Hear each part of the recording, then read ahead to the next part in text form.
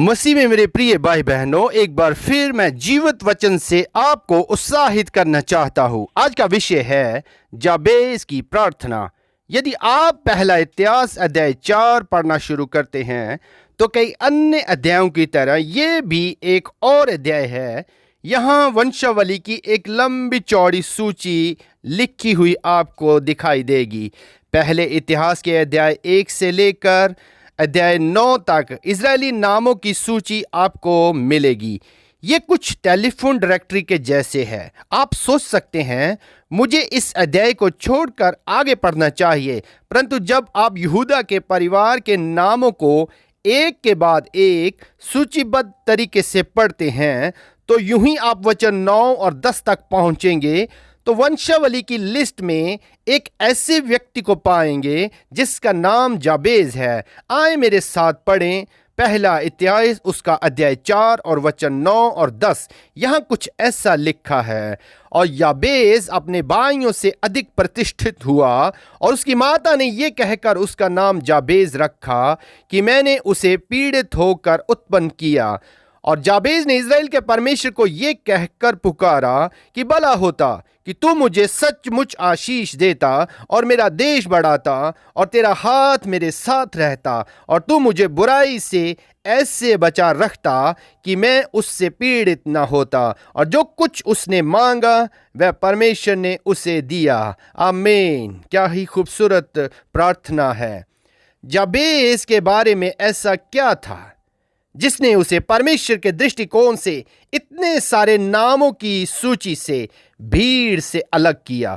जाबेज ने खुद को बुराई से दूर रखने के लिए परमेश्वर से विनती करी कि वे अपने आसपास के लोगों के लिए दुख और पीड़ा का कारण न बने। हाँ मेरे प्रिय भाई बहनों, इस प्रार्थना ने उसे अपने भाइयों से अधिक सम्मानजनक बना दिया। यही कारण है कि परमेश्वर ने उसकी विनती को स्वीकार कर लिया। उस समय से परमेश्वर ने उसे अपने आसपास के लोगों के लिए आशीष बनने में सहायता की। एक ऐसे व्यक्ति बने जो अपने आसपास, अपने परिवार, स्कूल या ऑफिस में सबसे अधिक सम्माननीय हों।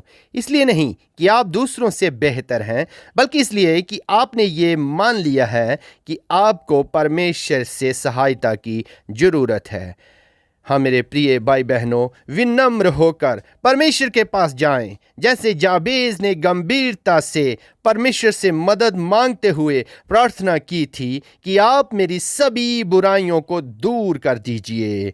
हाँ मेरे प्रिय भाई बहनों, पाप और घमंड हमारे लिए, हमारे आसपास के लोगों के लिए दुख और पीड़ा का कारण बनता है। आज बहुत से नौजवान लड़के लड़कियां अपने रेबेलियस स्वभाव के चलते गलत आदतों में, पाप में फंसकर अपने माँ बाप की पीड़ा का सबब बनते हैं। कुछ उसी तरह से कुछ माँ बाप भी गलत हरकतों से, बुरी आदतों की वजह से, गुनाह की आदतों की वजह से वे अपनी औलाद के लिए पीड़ा का सबब बन जाते हैं। पर आज परमेश्वर का वचन यदि आप सुन रहे हो, तो यदि ऐसा कुछ हमारे और आपके साथ भी हो रहा है, तो आज ही वो वक्त है कि हम उन सारी आदतों को, पापों को, गलत हरकतों को, अपने द्वारा दूसरों को दुख पहुंचाने वाली बातों को त्यागते हुए परमेश्वर से मदद मांगें कि पिता, मैं किसी के भी दुख का सबब ना बनूं। आज ही वो समय है कि हम पश्चाताप करें, जैसे भजन संहिता उसके 95 अध्याय उसके 7 और 8 वचन में लिखा है।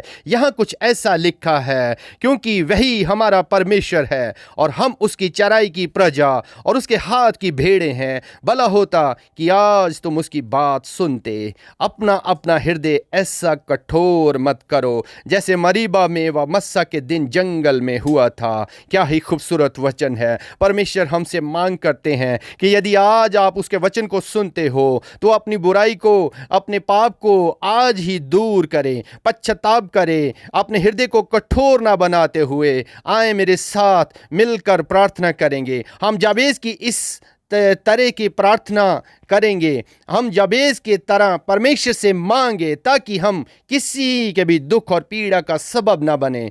दरिया बनकर डुबोने से अच्छा है जरिया बनकर किसी को बचाया जाए। मेरे साथ मिलकर प्रार्थना करेंगे।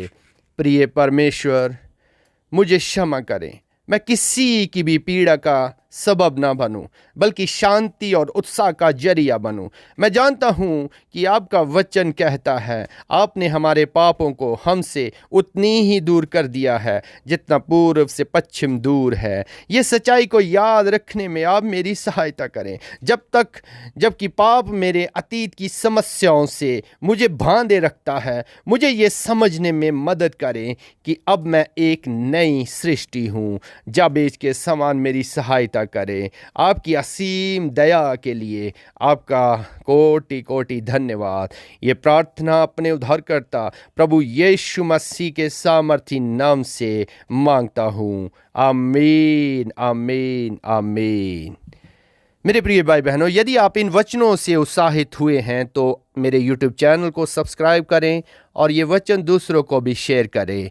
God bless you all.